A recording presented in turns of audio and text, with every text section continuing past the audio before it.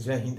इस वीडियो में हम जंजीबार द्वीप समूह के बारे में जानते हैं, क्योंकि अभी कुछ दिन पहले जब जंजीबार द्वीप समूह के लोगों द्वारा कछुआ का मांस खाया गया तो बहुत सारे लोग मर गए। तो लोग क्यों मर रहे हैं, और साथ में इस बात को भी जानेंगे कि जंजीबार द्वीप समूह का इतिहास क्या है और यह क्यों महत्वपूर्ण है। तो देखिए, सभी बातों को जानने से पहले सबसे पहले हम ये जंजीबार द्वीप समूह का है इसको जान लेते हैं। देखिए, अगर हम इसको भारत का दक्षिणी हिस्सा माने, अगर यह भारत का दक्षिणी हिस्सा, तो इसको हम 10 तिरछा धरते हुए यहाँ पर आएंगे तो हमारा अफ्रीका कॉन्टिनेंट मिलेगा। और अफ्रीका कॉन्टिनेंट के तंजानिया देश के जस्ट पूर्वी साइड में हमें देखिए बहुत सारे द्वीपों का समूह मिलेगा, जिसे जंजीबार द्वीप समूह कहते हैं।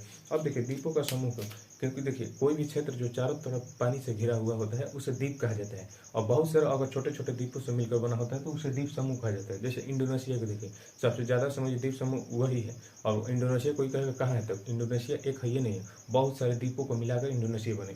इसी तरह से जंजीबार जो द्वीप है वह समझिए एक नहीं है, बहुत सारे ये द्वीपों का समूह है। तो अब यहाँ पर देखिए, जैसे भारत, यहाँ पर भारत इधर लक्षद्वीप है और इधर अंडमान निकोबार।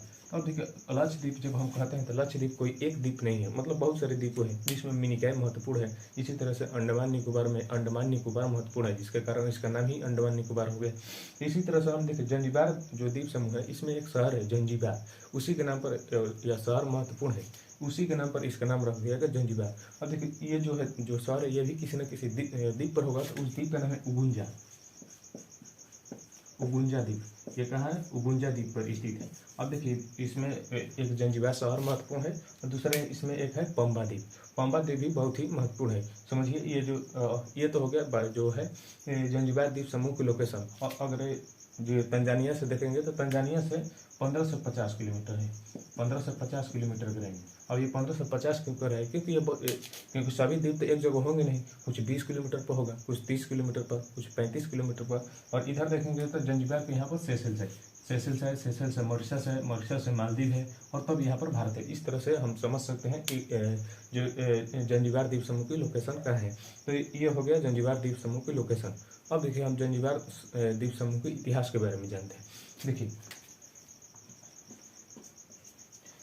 देखिए, अब ये आप ध्यान से देखेंगे कि जो पहले ब्रिटिश लोग आए थे वो भी समुद्री मार्ग से आए थे। सबसे पहले तो पुर्तगाली लोग चले थे, तो पुर्तगाली लोग ने ही यहाँ पर समझिए सबसे पहले कब्जा इस देश पर समझिए अपना अधिकार स्थापित किया।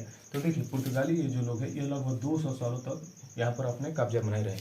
तो अब देखिए, जिस तरह से वो लोग भौगोलिक खोज की ओर बढ़े थे यहाँ से, जैसे कि भारत ही आया था वास्को डी गामा, तो सबसे पहले यहाँ दक्षिणी अफ्रीका में यहाँ जो देश है यहाँ पर रुका था। यहाँ से जा रहा होगा तो सीधे ये भारत पहुंचा। लेकिन कुछ पुर्तगाली थे यहाँ पर जंजीबार द्वीप समूह में आए और यहाँ पर समझिए जमकर क्या क्या क्या चीज़ के उत्पादन करने के लिए। देखिए, कोई भी जो है समुद्र तटीय जो देश होता है, जैसे केरल में देखिए, जब वास्को डी गामा आया था वहाँ पर भारी मात्रा मसाला को ले गया था, काली मिर्च, इस तरह से मसाला में सब इलायची सब ये आ जाएगा। इसी तरह से ये जो है जितने भी समुद्र तटीय देश होते हैं वहाँ पर मसाला का अच्छा उत्पादन होता है। और वहाँ पर आप देखेंगे नारियल का अच्छा उत्पादन होता है। नारियल हो गया,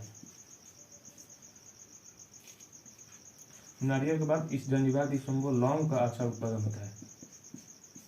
तो ये सब मुख्य रूप से हम देखेंगे तो मसाला में आराम से आ जाएगा। तो इस तरह से जो है जिस तरह से भारत के जो केरल है वो मसाला के लिए जाना जाता है, यह भी जो जंजीबार द्वीप समूह यह भी मसाला के लिए जाना जाता है। और यहाँ पर समझिए 200 सालों तक पुर्तगाली हमारे ऊपर जो है अंग्रेजों ने 200 सालों तक कब्जा किया था। उसी तरह से पुर्तगाली लोगों ने जंजीबार द्वीप समूह को 200 सालों तक इस पर कब्जा किया था और यहाँ पर रहकर समझिए इतने सारे लाभ प्राप्त किए 200 सालों तक। और जंजीबार का समझिए जमकर यहाँ पर शोषण हुआ। इसके बाद समझिए ओमान, इसके बाद ओमान देश के जो सुल्तान था वो भी इस पर कब्जा करने लगा। वो ओमान जस्ट यहाँ पर है, यहाँ पर देखिए, यहाँ पर ओमान है अफ्रीका के, ये जो बाब अल मंडेब जल संधि है यहाँ की ओमान है। ओमान भी देखा कि चलो अब तुमको हम भगाते हैं, क्योंकि यहाँ से ओमान नज़दीक पड़ता है। ओमान भी फिर समझिए इसको पुर्तगाली को हटाकर यहाँ पर कब्जा करने लगे। यहाँ पर कब्जा कर यह भी जमकर मसाला को उत्पादन किया। और देखिए, जितने भी द्वीप समूह होते हैं यहाँ पर बहुत सारी विविधता होती है। जैसे कि हम अपने आसपास जितने भी पेड़ पौधे देखते हैं उस तरह के पेड़ पौधे हमें इस पर नहीं देखने को मिलता है। अलग अलग विविधता जिसका हम नाम भी नहीं सुने होते। और इसका जो तट होता है, तट के पास बहुत सारे कछुए, समुद्री मछलियाँ और एक से एक जानवरों का यहाँ पर निवास होता है, जिसके कारण बहुत सारे पर्यटक यहाँ पर देखने आते हैं।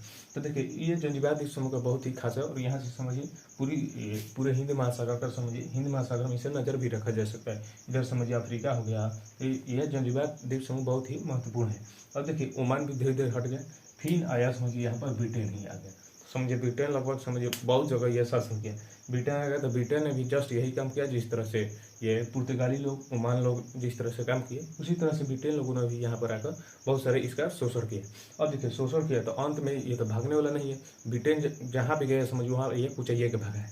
तो अब देखिए ये जंजीबार देश में ब्रिटेन हो गए, तो इसके खिलाफ जो है धीरे धीरे अब 1963 में समझिए इसको जंजीबार को आज़ाद किया। हम लोग 1947 में आज़ाद हो गए थे। और देखिए जब भारत आज़ाद हुआ बहुत सारे देश आज़ाद होने लगे, तो उसी तरह से जंजीबार द्वीप समूह के लोगों में भी आज़ादी की भावना उमड़ रही थी। इन्होंने सोचा कि सब देश आज़ाद रहे, इसको भी हमें खदेड़ने, जैसे कि जो ब्रिटेन ही है इधर भारत में गया, और जो उधर उत्तरी अमेरिका में जो अमेरिका था वहाँ पर ब्रिटेन अपने उपनिवेश से हाथ धो बैठा। इसी तरह से ये लोग हम इनको अपने यहाँ से भी बंद गए। तब 1963 में स्टार्ट होता है खूनी जंजीबार क्रांति। इसका नाम है खूनी